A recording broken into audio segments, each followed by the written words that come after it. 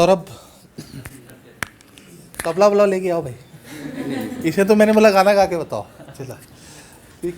गाना नहीं 2021 मुझे मतलब हम लोग रात का एक इंटरव्यू ले रहे थे। रात को मैं प्रतीक सर थे ना? नहीं सर, लास्ट टाइम कैसा? नहीं, जब मैंने गाने के लिए बोला था तुमको। हाँ नहीं, लास्ट टाइम में गाया था वैसे बोले थे। हाँ नहीं, कुछ हुआ था ऐसा, कुछ मेरे को याद है। हम कुछ ज़्यादा ही नर्वस था। तो चलिए, इसका परिचय तो मैंने दे दिया है। ठीक है, तो सौरभ से उनका बेटा भी थोड़ा सा अभी ठीक है। वो मेरे से हाँ, आप मुस्कुराए आप। ठीक है, चल ठीक है सौरभ जी सर। इनको भी सुनेंगे। समझ कहाँ से स्टार्टिंग करूँ मैं? हाँ, तुम्हारी शुरुआत जर्नी जहाँ से शुरू हुई है। चलिए ठीक है। ये सफर है तुम्हारा। मुझे बताओ, संगीत महाविद्यालय थे कैसे? मेरा ही प्रश्न है यही। पहला मैंने इंटरव्यू में पूछा था कि तुमने एलएलबी क्यों किया। चल वही तो। एक्चुअली मुझे भी नहीं पता मैं एलएलबी क्यों किया। ऑनेस्टली बता रहा हूँ। अपने जीवन परिचय से शुरू। जी सर, मेरा नाम क्या सौरभ तरार है और मैं धमतरी छत्तीसगढ़ से हूँ। और मैंने 2019 में एलएलबी कंप्लीट किया। उसके पहले मैंने 2009 में म्यूज़िक में ग्रेजुएशन किया था। देन 2019 के बाद मैंने 2021 में प्रिपरेशन चालू की थी सिविल जज की। और उस प्रिपरेशन मतलब 3 बार तो अटैम्प्ट किया, आपको जैसे पता चली गया है। और तीनों बार खैर इंटरव्यू में पहुंचा और हर बार कुछ ना कुछ कमियां थी बिल्कुल। और फिर काम किया, वर्क किया और आज फाइनली सर के आशीर्वाद इस स्टेज में खड़े हो गए जिसका सपना देखते थे हम भी। और बाकी बोलने के लिए तो बस यही है कि सर को मैं थैंक यू बस बोल सकता हूँ। मुझे ज़्यादा बोलना आता नहीं है। मैं बहुत कम बोलता हूँ। बाकी आपको जो क्वेश्चन पूछना आप पूछ लीजिए, मैं जवाब दे दूँगा।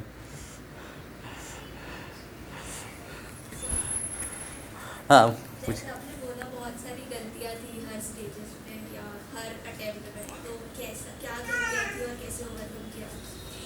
देखो ऐसा है कि हर कोई परफेक्ट होता नहीं है। स्टार्टिंग है ना, पहली बार अटेम्प्ट किया और पहली बार में इंटरव्यू पहुंचना मेरे लिए बहुत अचीवमेंट थी। ऑनेस्टली अगर मैं बोलूँ, देखा जाए तो मैं अपने लेवल में सोचूँ ना तो मैंने 10 साल बाद पढ़ाई स्टार्ट की थी एलएलबी। तो 10 साल बाद जाकर भी आप अचानक से पढ़ाई छोड़ने के बाद स्टार्ट कर रहे हैं और वहाँ तक इंटरव्यू पहुँचना तो मेरे लिए बहुत बड़ी बात थी और इस मेरे लिए पॉसिबल भी नहीं था।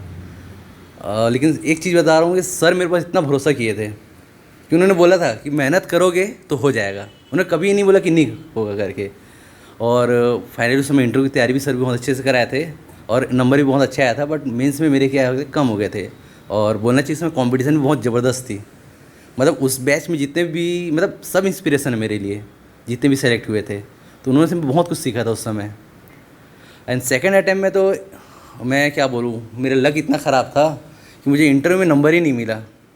ऑनेस्टली मुझे सिर्फ 6 नंबर मिला और 1 नंबर से मैंने वेटिंग में आया था। और थर्ड अटैम्प्ट में भी शायद मेरे साथ किस्मत बहुत अच्छी थी।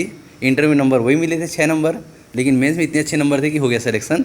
तो मेरे ये बोलना चाहिए कि ना इंटरव्यू अच्छी जानी चाहिए। मेरा इंटरव्यू अच्छा गया था इस बार भी, बट लकली मेरे को नंबर नहीं मिला। और मेंस में आप पूरा फोकस रखिए।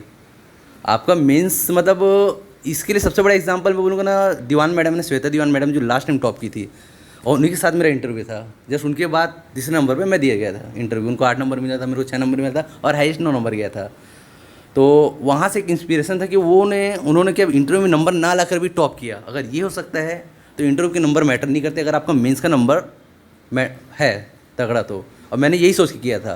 इस बार इंटरव्यू में नंबर दे चाहे मत दे, मैं बहुत गुस्से में था। ऑनेस्टली बता रहा हूँ, मैं बहुत ज़्यादा गुस्से में था। इतना ज़्यादा गुस्से में था कि मैं इंटरव्यू बैठ रहा हूँ जिस दिन मेरा रिजल्ट आया था लास्ट और मैं 1 नंबर से मिस किया था, उस दिन बोल रहा हूँ मैं अगला इंटरव्यू बैठ रहा हूँ और इन लोग मेरे को निकालना चाहे तो भी नहीं निकालेंगे, मैं सिलेक्शन मुँह के रहूँगा करके। ये मेरी जीत थी। बाकी मतलब मेरी वाइफ बस जानती है बात को। मैं बोल के रखा था कि मैं इस बार चाहे नंबर दे चाहे मत दे, मैं सिलेक्शन लेके रहूँगा। अब किस्मत था, हो गया। बाकी ऐसा बोलना नहीं चाहिए। ठीक है। बेटे वाला एक एग्जांपल बताओ जो बता रहे थे। सर कौन सा एग्जाम्पल भूल गया मैं भी। हाँ बेटे का जन्म तुम्हारा। हाँ, एक्चुअली जो मेरा बेटे जो 6 महीने का हुआ, एग्जैक्टली 11 तारीख को, कल 6 महीने को जाएगा। 11 सितंबर को इसने पैदा हुआ, 10 दिन बाद मेरा प्री था, है ना। और मैंने 5 दिन हॉस्पिटल में पड़ा हुआ था इसके साथ में। वो भी धमतरी मेरा घर है और मैं था इधर तिल्दा में हॉस्पिटल में। और बेटे को ऊपर से डॉक्टर और बता दिया कि इसको वो हो गया, क्या बोलते हैं, पीलिया हो गया है, तो और मशीन में रखने 2 दिन और एक्स्ट्रा हो गया। तो मैं बस इतना जानता था कि ना अगर मैंने क्या जब लास्ट टाइम हुआ था प्री मतलब रिजल्ट आने के बाद मैंने तुरंत ज्वाइन किया था। सिर्फ मैं वीकली टेस्ट देता यहाँ पास, क्लासेस तो किया नहीं मैं, लेकिन वीकली टेस्ट ज़रूर दिया मैंने। और मुझे पता था अगर मैं जनवरी से लेकर सितंबर तक डेली पढ़ा हूँ, है ना, फ्री होते तक, अगर मैंने डेली पढ़ा है तो मेरे 4 दिन कुछ नहीं बिगाड़ने वाला। अगर मैं अपने पर कॉन्फिडेंस है और मैंने डेली रेगुलर पढ़ा है तो 4 दिन कुछ नहीं होगा। बस ये चीज़ है कि आप ना कंटिन्यू रखिए, चीज़ों को रेगुलर रखिए। आप अगर चीज़ों को रेगुलर रख रहे हैं, कंटिन्यू कर रहे हैं, तो आपको कोई मैटर नहीं करता कि आप लास्ट टाइम पे क्या होगा। क्योंकि मेरे पता था, डॉक्टर ने डेट दिया था 21 सितंबर मेरे बच्चे के लिए, 21 सितंबर मेरा एग्ज़ाम डेट था। अब मैं क्या करूं, मुझे पहले से पता बहुत दिन से। तो मैंने बस बोला कि लास्ट टाइम में जो भी होगा मैं अभी कंटिन्यू करता हूँ। वहाँ की मेहनत मैं पहले कर लिया था। और कुछ क्वेश्चन?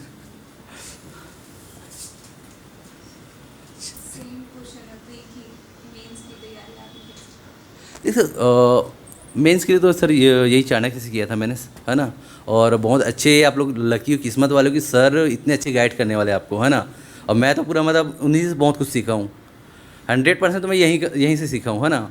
बाकी अपनी स्ट्रेटेजी बनानी पड़ती है मेंस के लिए। लास्ट टाइम मैंने 2 टाइम में मैंने कोई स्ट्रेटेजी नहीं बनाई थी, जो आएगा मैं बनाऊँगा करके। लेकिन इस टाइम मेरी प्लानिंग ये थी कि मैंने पहले सोच लिया था पेपर मिलेगा मेरे को दन से, हाँ, और मैं कुछ नहीं करूँगा, फर्स्ट अटैम्प्ट ट्रांसलेशन करूँगा।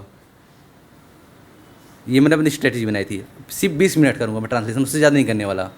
और लकी पहले 20 मिनट में मेरा ट्रांसलेशन बन गया। उसके बाद मैंने सीधा बोल दिया कि अगला 50 मिनट मेरा सिविल जाएगा, कितना भी हो जाए अगला 50 मिनट सिविल करूँगा, और जा रहा है एक्स्ट्रा टाइम 5 मिनट।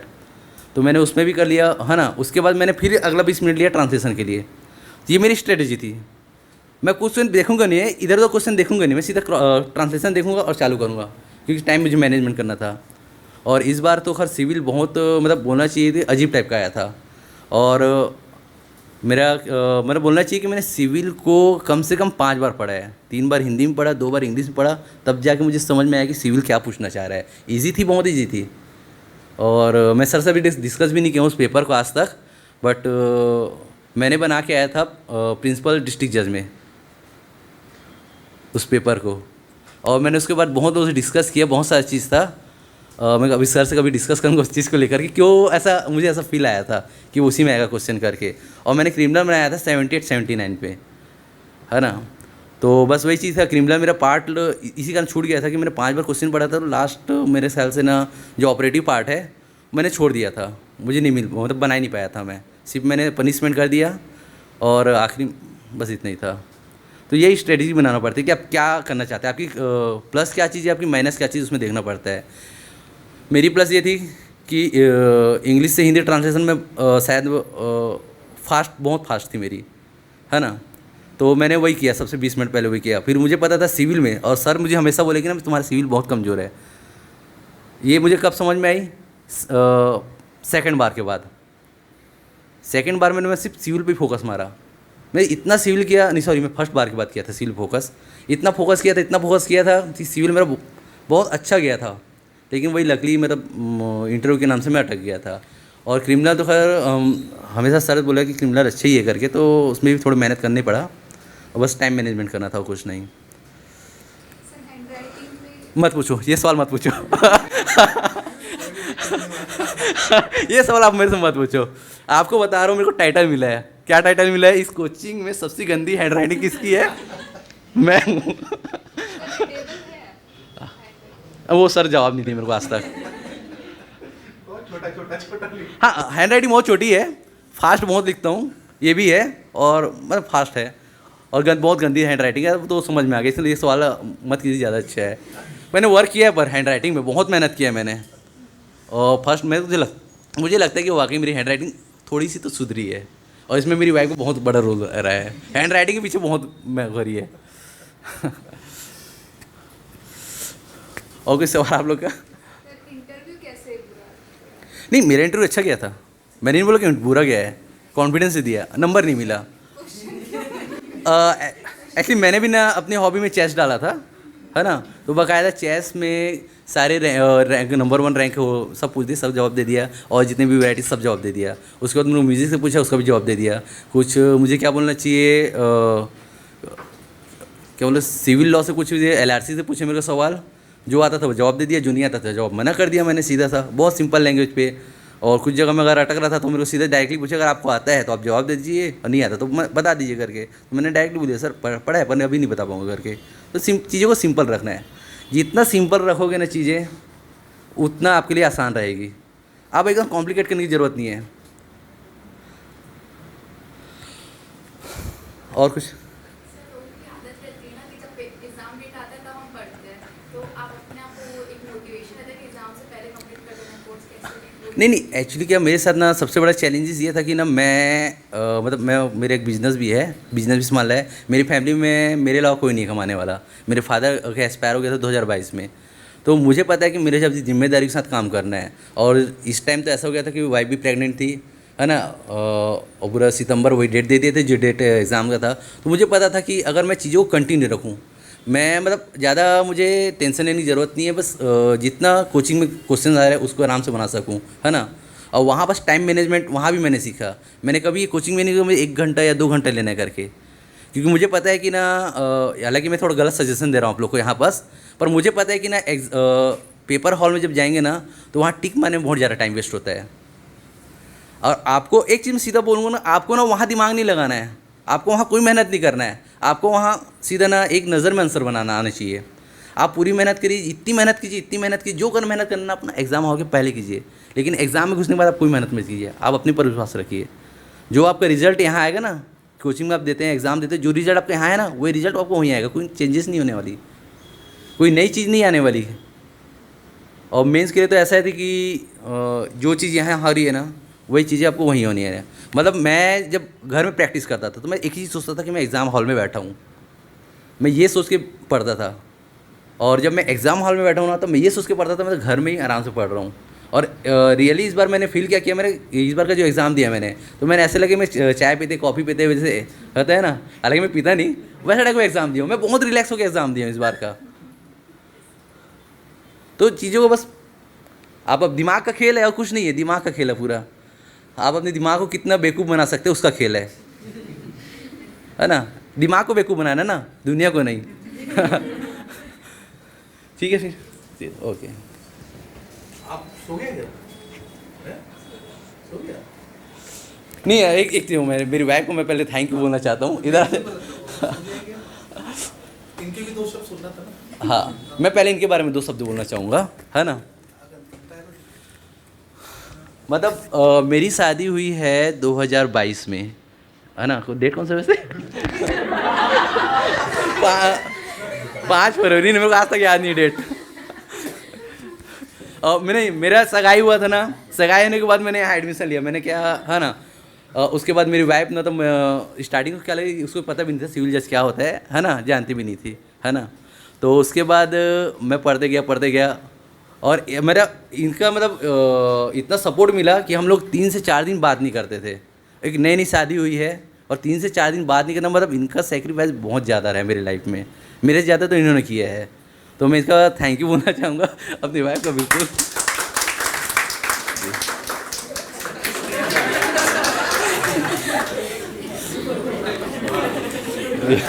पापा का देखने भाई।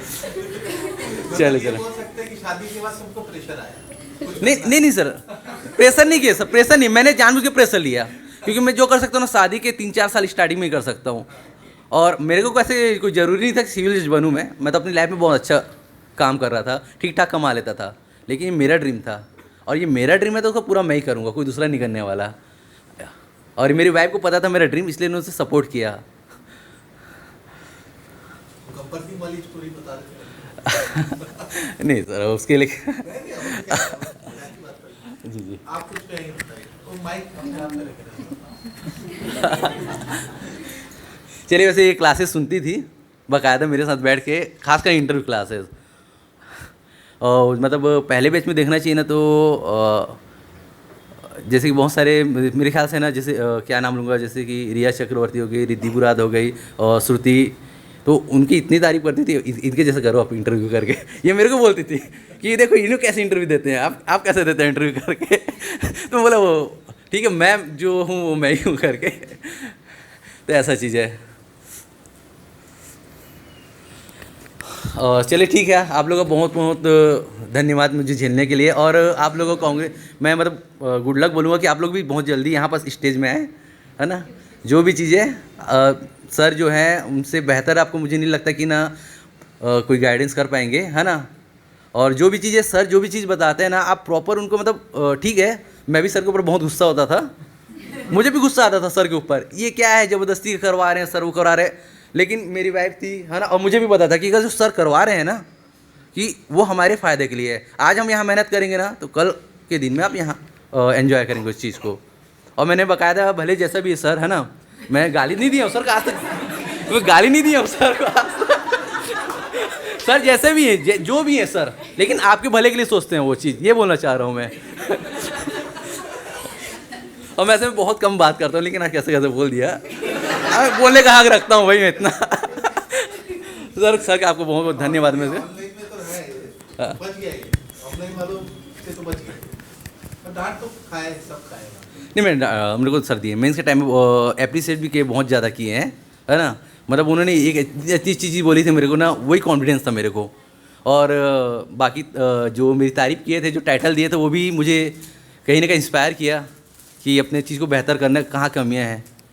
तो जो सर जो भी बोलेंगे ना, आपको लेके जो भी बातें बताएंगे ना, आप बिल्कुल दिल पे मत लीजिएगा, दिमाग पे लीजिएगा और उसको सोचिएगा कि सर ने ऐसा क्यों बोला। सर ने अगर कुछ चीज़ बोला है तो ज़रूर उन्होंने आपको चीज़ ऑब्ज़र्व किया होगा वो चीज़ को, और आपके बेहतर के लिए बोलेंगे। चलिए ठीक है, फिर आप लोग का थैंक यू जी। जी आओ ना ऊपर। ये देखो, आज तो तुमको नीला पीला रंग बिरंगा। आ जाओ, ले लो, उसको लाओ। तो मैं इस चीज़ के लिए बहुत दिन से तैयार था। मेहनत कर रहा 3 साल से।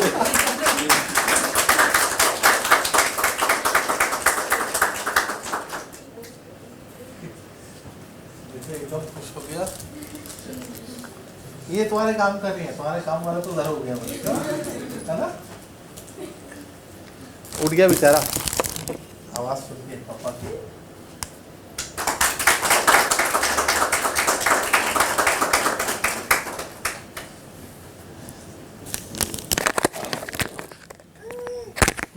देखो गिफ्ट को देख के, जैसे कि अभी सौरभ ने बताया, क्या मेंस में मेरे साथ एक थोड़ा सा एक दिक्कत है। मैं कल भी ये बात शायद आज सुबह या कल कह रहा था, मतलब मैं किसी को हैंड ओवर नहीं कर सकता वो काम को। तो मैं जब कॉपी चेक करता हूँ तो मेरे लिए एक रिस्पॉन्सिबिलिटी है, क्योंकि मेरे लिए तो सब आप लोग बराबर हैं। तो किसी क्या कमी है वो निकालना बहुत ज़रूरी है।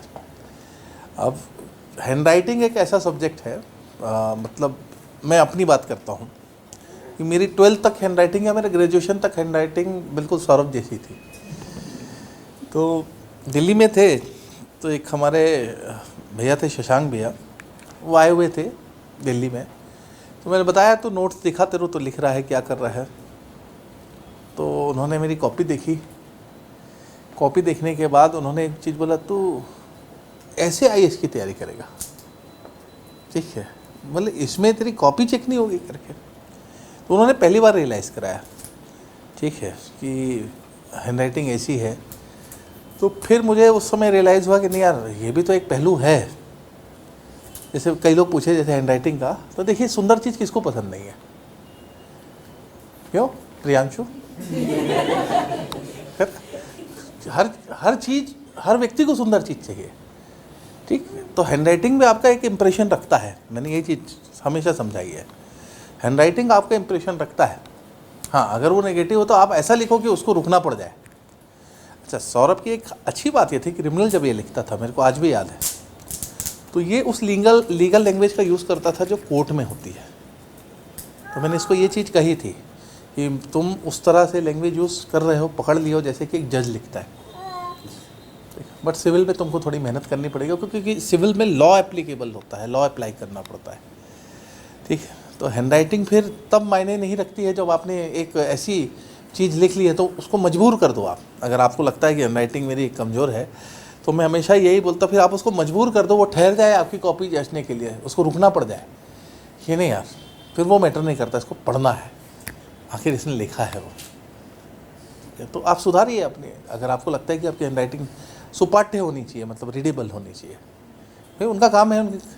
और हमेशा मैं हैंडराइटिंग को लेके सबको मैं एक चीज़ समझाता हूँ, इसको भी समझाया कि जो वहाँ कॉपी चेक कर रहे हैं उनकी उम्र कितनी है, 50+, 55+, और 50 के बाद हम लोगों को चीज़ें कुछ मुफ्त में मिलती है, बीमारियाँ, किसी को शुगर है, किसी को हाई बीपी है, किसी को कुछ है। अब उस जगह पर वो बैठ के लिख रहे हैं, अब वो चाहते हैं कि मैं कंफर्टेबल जोन में रहूं, पर आपकी कॉपी जांचने इनकी ड्यूटी है, और 10-10, 15-15 दिन कॉपी जचती है आपकी, और उनको एक एक हफ्ता 10-10 दिन बैठ के कॉपी जांचना है। तो आप ऐसा लिखिए कि उनको बहुत ज़्यादा मेहनत ना करना पड़े उस काम में, तो एक इम्प्रेशन तो पड़ता है, ये चीज़ तो रहती है जो हैंडराइटिंग का प्रश्न है। पर केवल आपकी हैंडराइटिंग ख़राब है इसलिए आपका सिलेक्शन नहीं होगा, ऐसा नहीं होता। आप अपने लिखने की शैली ऐसी रखिए कि बोले ना कि फिर आपको ठहरना पड़ जाए वहाँ पर, ये नहीं आ रही लिख रहा। तो मैं बोला भी, और ये प्रैक्टिस भी मेरे ख्याल से करते थे ना, थोड़ी दिन किया है। हाँ, तो मैं ये, मेरे को अभी भी याद है, तो मैंने बोला था कि तुम्हारा कोर्ट में जजमेंट वगैरह पढ़े हो, तुम्हारी वो लैंग्वेज हो, उस मामले में इसकी हैंडराइटिंग भले चाहे जैसी भी थी, लिखता अच्छा था, ये क्रिमिनल तो अच्छा लिखता था, ये चीज़ तो मैं हमेशा बोलता था।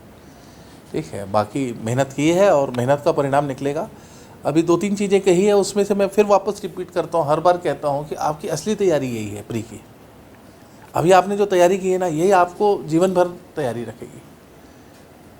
अगर आपको आखिरी के 10 या 7 दिन जो है ऐसा मौका आ जाए या ऐसी परिस्थिति आ जाए कि आपको ना भी पढ़ना पड़े, तो भी आपका प्री निकल जाए, आपने ऐसी तैयारी करना है। अभी इस समय को इस्तेमाल कीजिए आप, बाकी लगे रहिए।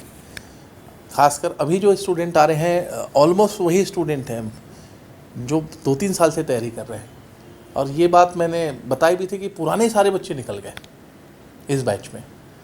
मतलब उनका धैर्य, उनका काम, उनकी, ठीक है, मतलब एक प्रतिस्पर्धा के और एक इंटरेस्ट, वो 3 साल लगे या 4 साल लगे, जब तक बोलते ना, जब तक, ठीक है, मतलब तोड़ेंगे नहीं, बोलता हूँ मैं हमेशा, जब तक सिलेक्शन नहीं होगा तब तक छोड़ेंगे नहीं।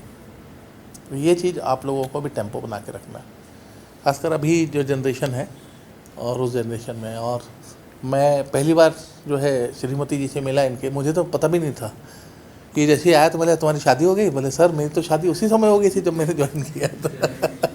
कभी ये डिस्कशन का टॉपिक नहीं होता है। अभी मैंने ना पूछा, ना इसने बताया, और ना ही बायोडाटा में अविवाहित और अविवाहित वाला कॉलम होता है, नहीं तो साहू को तो कितने बार विवाहित लिखना पड़ेगा। छुपा रहा है, मुँह छुपा रहा है, इसलिए मस्ती कुछ नहीं। मैं तो ऐसी मस्ती करता हूँ, अभी भी है ना। मैं तो क्लास में हमेशा ऐसी मस्ती करता हूँ, ऑनलाइन हो चाहे ऑफलाइन हो। जो सामने बैठा है, ये टारगेट, यहाँ अगर कोई लड़का बैठा है, मतलब वो मेरा हॉट सीट है।